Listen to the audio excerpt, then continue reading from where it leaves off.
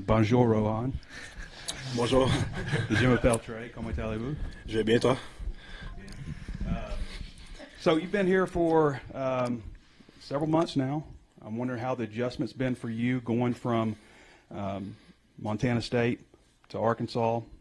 Where have you improved? What has been a challenge for you?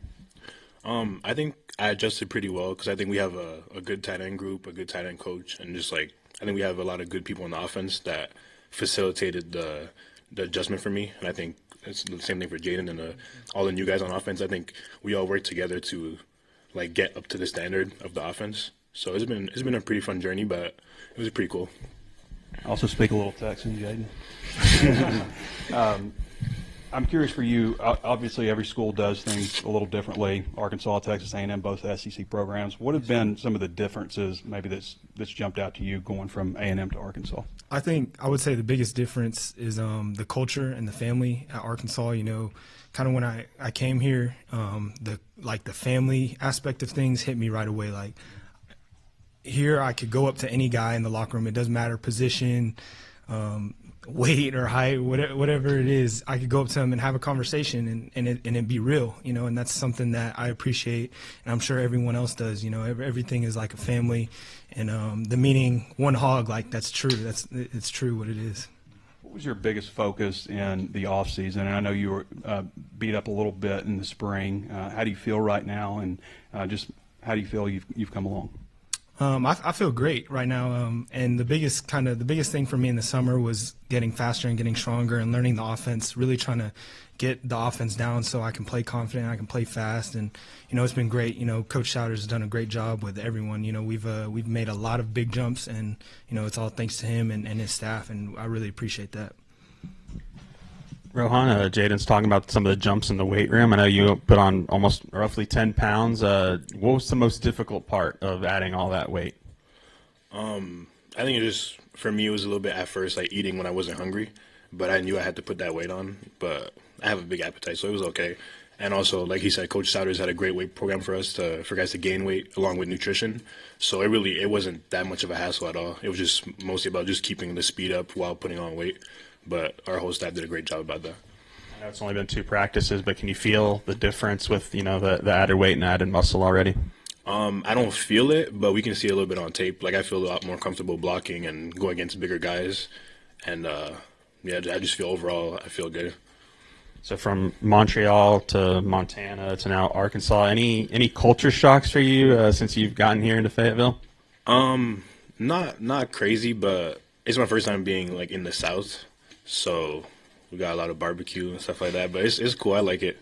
It's been a great journey for me just getting to travel the U.S., being a Canadian player, and I think everywhere I've been, people have let me in and taken me into the community. So it's really a great experience.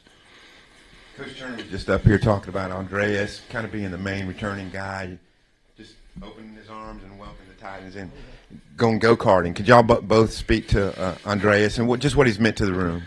He's meant a lot. He's been, you know, a pillar for the room. He's been a leader.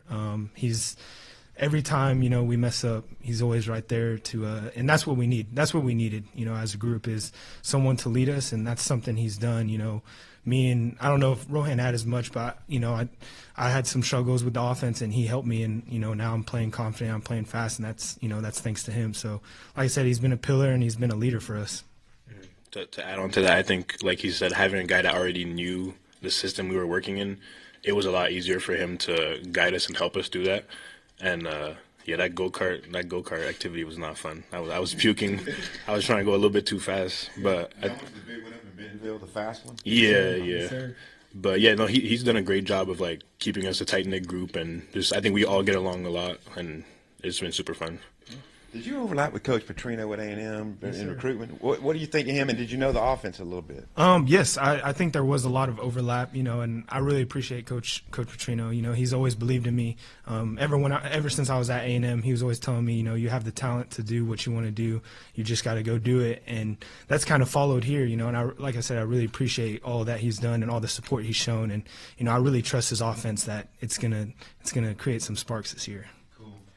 Did you grow up bilingual? I mean, that was part of the family stuff, or what? Pardon me? Bilingual? Oh, yeah, I'm fluent in French. Okay, cool. Yeah. We forgot Maine, though. Coach Turner was talking to us about you wanting like challenges and kind of pushing yourself. So, can you speak to maybe Maine to Montana State, what that meant, and then coming here, pushing yourself? I mean, through my whole journey, like as a Canadian football player, I think it was just like challenges and adversity. But I knew that my talent and my willpower would take me to where I would need to be. So from Maine, I know like it wasn't the best experience because we weren't like a really high level program and we weren't very good. But I think like just putting in the work every day and striving for my goals. From there, I transferred to Montana State. We had a really great season, and I had a great time there. It was amazing. But then we had a coaching change, and my OC left. So I knew, like, it might not be the same thing this upcoming year. So I just wanted to see, like, what opportunities were open to me because I think I had worked hard, and I knew I could make another jump. And then talking with Coach Turner and Coach Petrino, and I knew, like, coming here would be a great fit for me. And I came on the visit, and I didn't even leave after the visit. I came on my visit and enrolled to school and stayed here ever since. Just for both of you guys and developing your relationship with Taylor and the other quarterbacks and really the offense as a whole, just what have been the biggest, I guess, obstacles? How have you guys kind of taken that on? You can go first, yeah. I think, like, Taylor's a great guy, and we're all neighbors. Like, the three of us live on the same street, so I think we spend a lot of time together, like, not only football-wise, but outside of football, and that's great for just building chemistry, building a connection between us. And kind of like the timing aspect, like he knows where to put the ball for Jaden, he knows where to put the ball for me, and he's done a great job of like bringing us to throw on the weekends when there's no mandatory workouts. So I think he did a great job with us. Yeah, I'd say to add on to that, for me, Talon is a follower of Jesus Christ, and that's something I looked up to in him. And, he leads the Bible study. So that was really easy to connect with him, like kind of on that level. And then from there, kind of football just followed naturally. Like he said, we'd get work in a lot, and we put in the work, and you're starting to see that develop now. The chemistry that he has with Rohan, the chemistry he has with me is just kind of, it's starting to click. And like I said, I really appreciate him as well for, kind of bringing us both in and letting us work. Just out of curiosity, who won the go-kart race? I think Andreas was like he was number one. I can say I was last, except for the last time. Andreas must have went in practice because like he was like drifting at the right time to hit the turn. Like it was crazy. He was getting like record times at the go-kart place. So. No, he's nice. He's nice. For both of you, besides the team building of go-karting, you talked a lot about Andreas, helping you learn the offense. What are just the ways in which that he did that, whether it's, on the sidelines pulling you aside or maybe spending time at someone's house? How did that sort of develop? I think just in the meetings, like just when we're going through stuff, he'd always like give me tips to remember the plays or like, oh, this play is this. And also like he's always been available if I need to FaceTime him, call him and be like, oh, looking over the plays, what's this? He's been great because he knows everything. And I think he prides himself on really like understanding the offense at a higher level. So like his comprehension of the offense makes it easy for us to think of it the same way as him. I would say just to second that, the availability, just he's always there telling us, like, if we mess up a play or, even the standard, like the standard of the offense, the characters of our offense, grit, toughness, all of that. He's there. If we're not holding that up, like especially earlier on in the spring, he was right there telling us, like, that's not our standard, and so like that, and being there in the playbook really in the meetings is just, he's been there a lot, so. Jaden, I think if I remember talking to you in recruiting, you were committed to Coach Turner at Stanford, right? Yes, and then he came here, later, staff changed, and you went to A&M, and then you signed with Coach Turner again here. Just talk about the connection with Coach Turner.